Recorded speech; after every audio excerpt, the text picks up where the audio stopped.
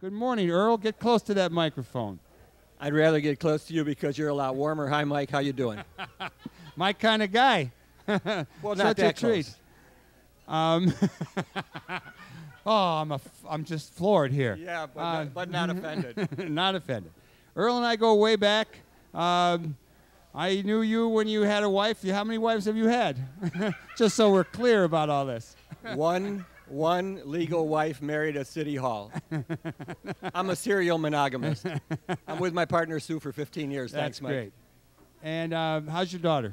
Susie's doing great. She's just doing great. My daughter is in her 4th career. She's a massage therapist and a personal trainer. She loves New York, but she comes into Chicago, and we have breakfast here every time. I know, we miss her because I always wanted her to work here. Anyhow, yeah. You and I remember when I first came back from University of California at Berkeley, came out of the free speech movement and was involved with building the interracial movement of the poor, doing community organizing. I showed up in Chicago in the spring of 1966. Again, I had been here before. And, you know, there were these mangy radical dudes from various places, including Roosevelt University, a wonderful school, which was founded or certainly inspired by the Roosevelt family. I'm talking about Franklin Delano Roosevelt and his wife, Eleanor Roosevelt. Yeah. And so you went to Roosevelt, and you were an SDS guy over there. And before there was SDS, we organized the first anti-war committee in the city, which was the Chicago Committee to End the War.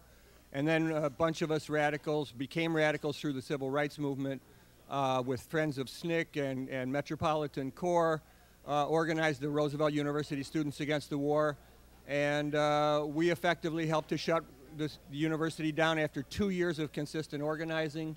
And then we developed an SDS chapter, as Mike said, and that's where we met and we worked together and worked against each other while we were working together. I cannot believe how the sectarian stuff drove us apart. You know, at a time when I'm looking to make it all the bridges I can to everybody, there were years that all of us would kind of write each other off because we had a different opinion about Lenin or Marx or Ho Chi Minh or Mao Zedong or Stalin or... There were some strange things that drove wedges into us. Not that those things aren't important, but where are you at today on how we should work? Well, today actually, I think the economic crisis is driving a lot of people out of their comfort zone. And when I meet people on the street or neighbors of mine, for example, there's a neighbor lady, a friend of mine. I knew her since she's in high school. I've been there 33 years, and she is desperate.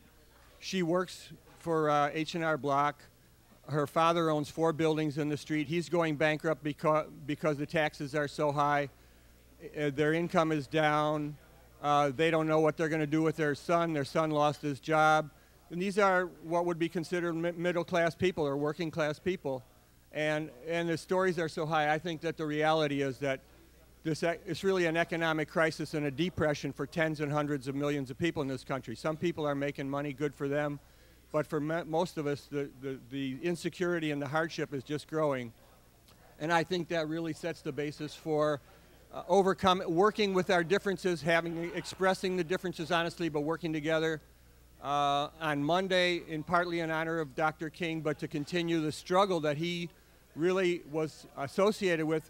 People know Dr. King from the civil rights movement, the fight against racist oppression, but most people may not be aware that Dr. King in '67 spoke out very strongly against the war in Vietnam, identified the main problem was not the Vietnamese, but the United States government and the injustice of the war, and we're facing the same kind of things. But this is not an anti-war demonstration per se. This is about public services. There are over 1,500 CTA jobs that are being threatened with closing on February the 7th. That's going to mean a reduction of services. That's going to mean that tens of thousands of people are going to be indirectly affected if those jobs go. And hundreds of thousands of people who use the bus services are going to be affected. The trainmen are being threatened with jobs. There are 20 to 30 schools that the public schools that are threatened with closing, and hundreds of teachers and clerical workers are going to be laid off. So there's an epidemic in which the people with power and money are taking the crisis out on the people who didn't cause it. Those of us who work, who are union or non-union. The people who are going to get public services are being squeezed. They're threatening the pensions of everybody. The civic committee is going after all public pensions and people who are getting pensions, like myself. So I think this is really the basis of it, Mike. So this is there's going to be a rally on Monday. Correct. There's going to be a rally on Monday. We're going to start at CTA headquarters. There's an organization that just was founded recently called Public Workers Unite. Public Workers Unite. You can go to our website, publicworkersunite.org, or go to Public Workers Unite at Yahoo.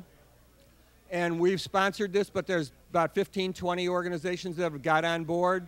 And we are going to start at the CTA headquarters, 567 West Lake Street, right by the Clinton stop on the Green Line. And we're going to march through the loop, and we're going to go to Boeing headquarters. We're going to go to we're going to go to the Chicago Public Schools.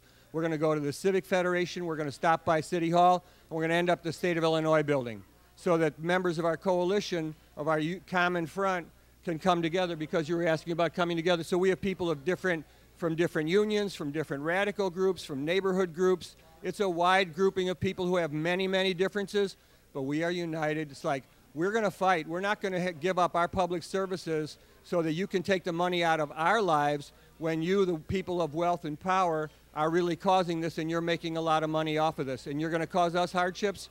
We say, no, we're not going to take it. So we're gonna march on Monday. 11 o'clock is the gathering time.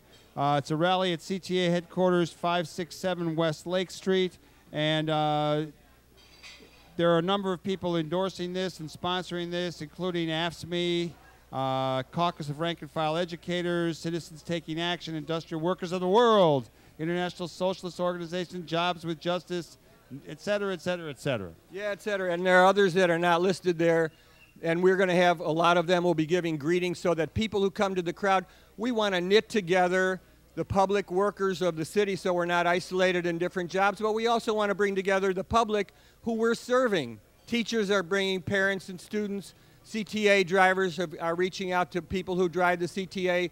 State workers are bringing the people that they serve, so that we are not divided, separated, and weak, but we can gather together, grow in unity, and get strong.